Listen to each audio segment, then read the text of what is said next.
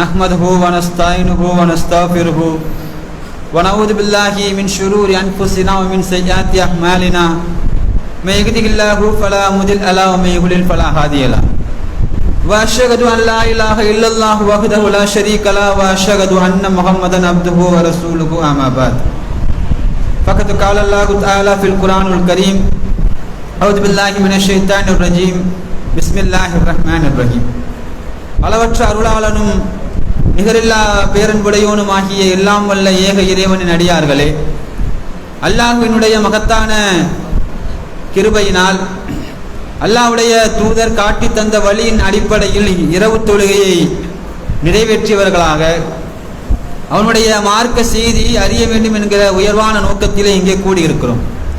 இங்கு பேசப்படக்கூடிய பேச்சின் பயனை வல்ல அல்லாஹ் இந்த உலகத்திலும் மறு உலகத்திலும் தந்து அருள்பாலிப்பானாக என்று பிரார்த்தித்தவனாக என்னுடைய உரையை ஆரம்பம் செய்கின்றேன்.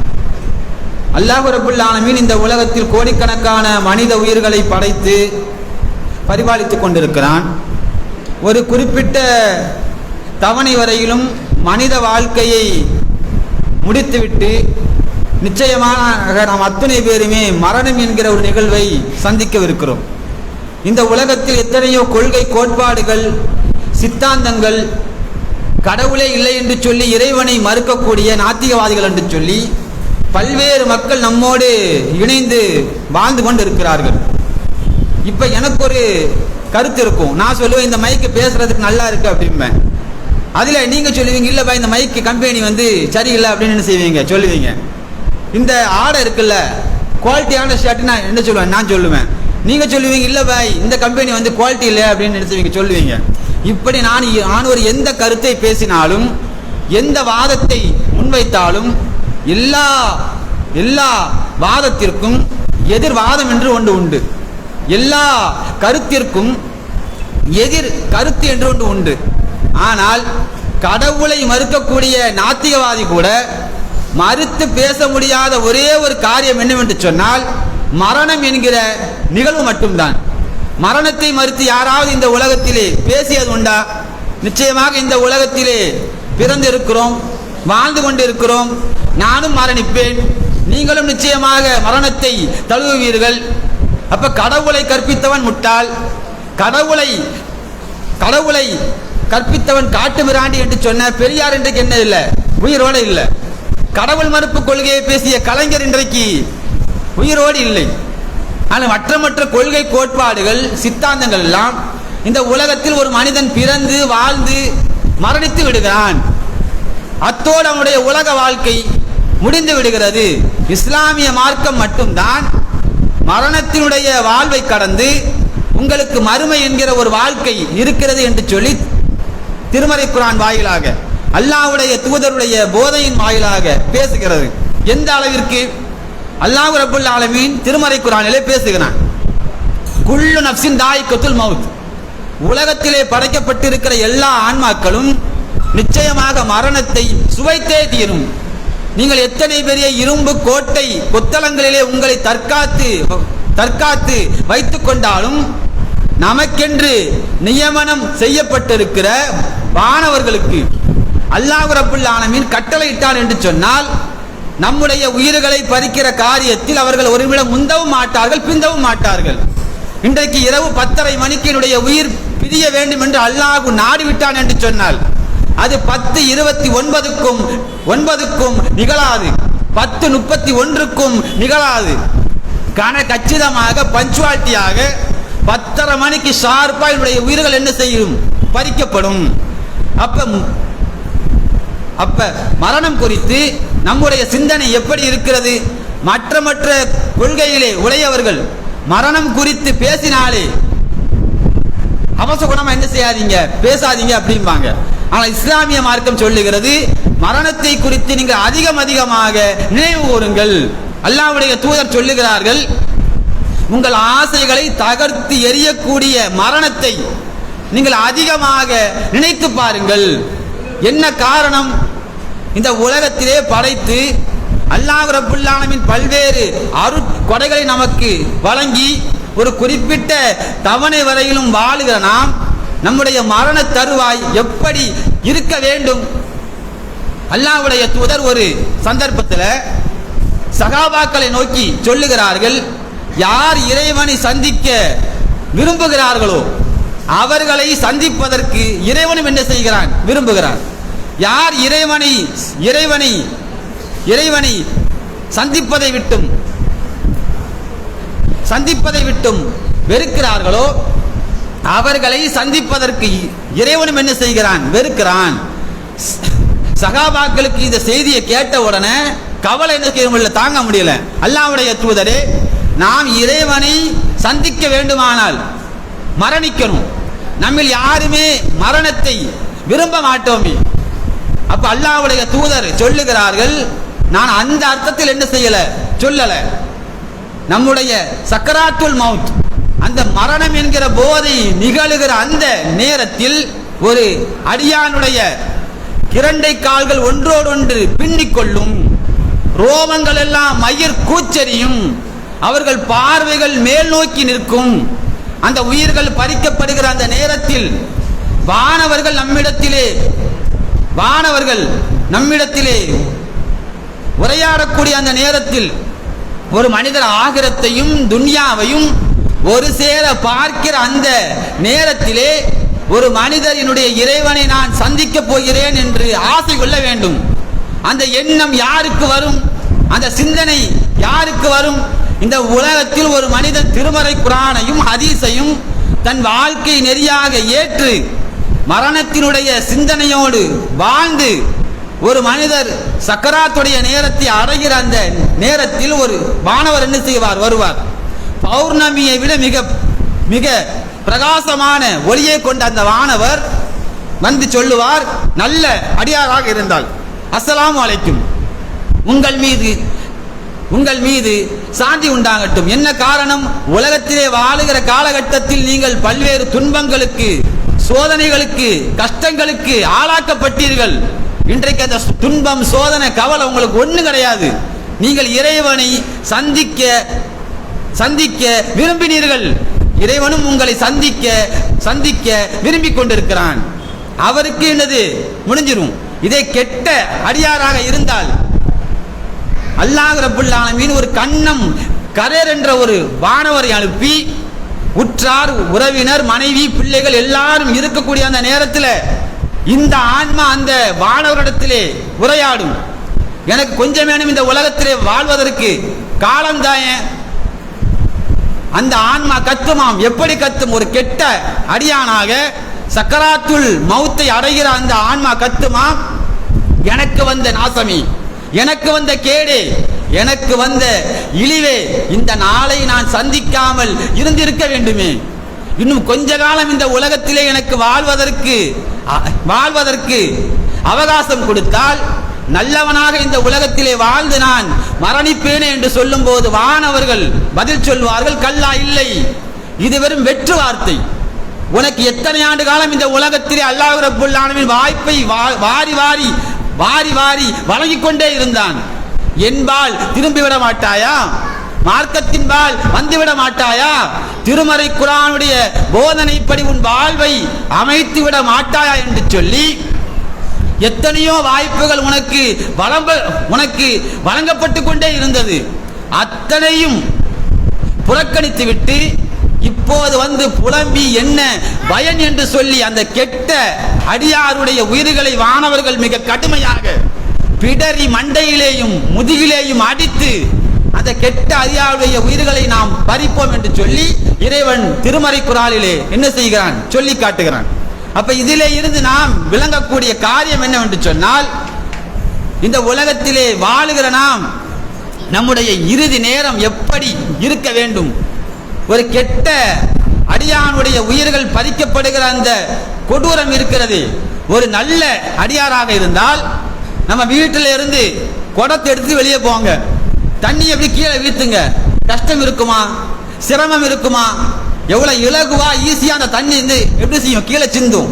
அல்லாஹ்வுடைய தூதர் சொல்லுகிறார்கள், தண்ணீர் பையிலே இருந்து நீரை கீழே சிந்தினால் எப்படி நீர் இலகுவாக சிந்துமோ அப்படி நல்ல அடியார்களுடைய உயிரை வானவர்கள் என்ன செய்வார்கள், பறிப்பார்கள். இதுவே கெட்ட அடியாராக இருந்தால் ஒரு கம்பளி போர்வையை நீர்ல நல்ல முக்கி முள்ளு செடியில கொண்டு போட்டுருங்க. முள்ளு செடியிலிருந்து அந்த போர்வையை இழுத்தோம்னு சொன்னா போர்வை என்ன செய்யாது, வராது, கடினமா இருக்கும், கஷ்டமா இருக்கும், நூலெல்லாம் பிஞ்சு பிஞ்சு வரும். அப்படி கடுமையாக கெட்ட அடியார்களுடைய உயிர்களை நாம் என்ன செய்வோம், பறிப்போம். அப்ப நம்முடைய உள்ளத்திலே நாம் ஆழமாக பதிய வேண்டிய செய்தி, இறுதி நேரத்திலே என் உயிர் பறிக்கப்படுகிற நேரத்திலே ஷஹாதத்தை கலிமாவை சொல்லுகிற வாய்ப்பையாவது அல்லாஹ் ரப்புல் ஆலமீன் எனக்கு வழங்க வேண்டும் என்று சொல்லி அல்லாஹ்விடத்திலே அதிகமாக துஆ செய்யுங்கள்.